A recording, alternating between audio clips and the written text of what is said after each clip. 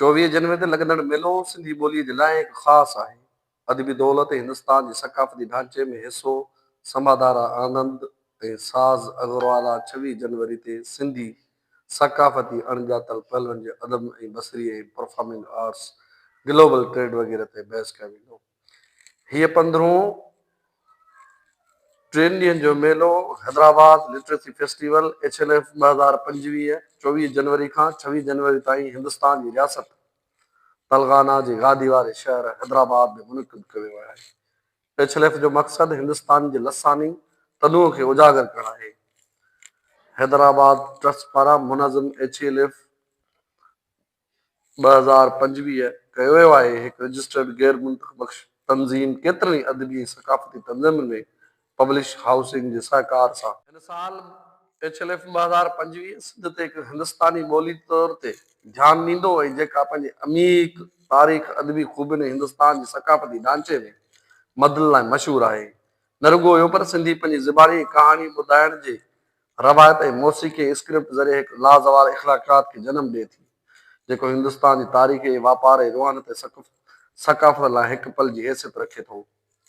उतां जा हिंदुस्तान जा सिंधी जेके पंहिंजी ॿोलीअ सां एतिरी त मुहबत कनि था जो अॼु ॾींहं ताईं हू पंहिंजी ॿोलीअ खे उजागरण लाइ मेला तोड़े जो घरनि में नंढड़नि ॿारनि खां उहा मादरी ज़बान में गुफ़्तगू करे हुननि खे वरी पंहिंजी धरती जी ॿोली यादि ॾियारनि था।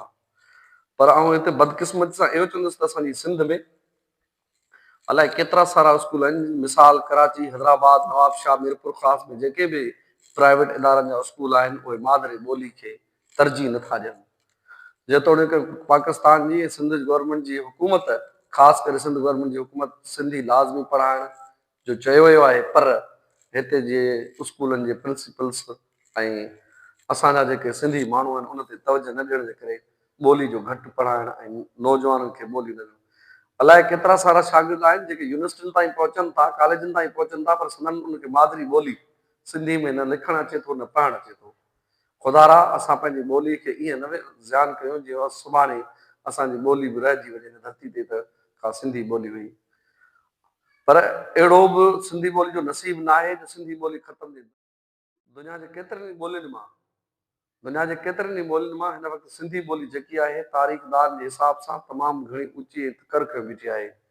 पर वरी बि इहो ई असां चवंदासीं त पंहिंजी मादरी वतन ॿोलीअ खे जा जेके लफ़्ज़ आहिनि पंहिंजी रोज़मर्रा जी ज़िंदगी में जेके लफ़्ज़ आहिनि, मिसाल असां घरनि में अमी अमा जे बदिरां अमी चऊं, अंकल, चाचो, मामा, मामू, अहिड़ा लफ़्ज़ जेके असां पंहिंजे घरनि में इस्तेमालु कयूं था। से हा ॿारनि खे उर्दू अचे, हा ॿार खे अंग्रेज़ी अचे, पर ईअं न थिए जो सुभाणे उहे लफ़्ज़नि खां विसरी वञनि ऐं उहो ई लफ़्ज़ पिया चवनि जेके धारी ॿोली था हुजनि।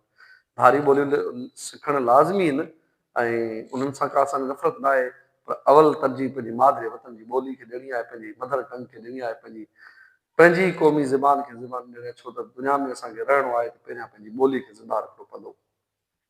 अहिड़ा वीडियो ॾिसण लाइ तव्हां दोस्तनि जी महिरबानी, मुंहिंजे चैनल खे लाइक कंदा, सब्सक्राइब कंदा, महिरबानी।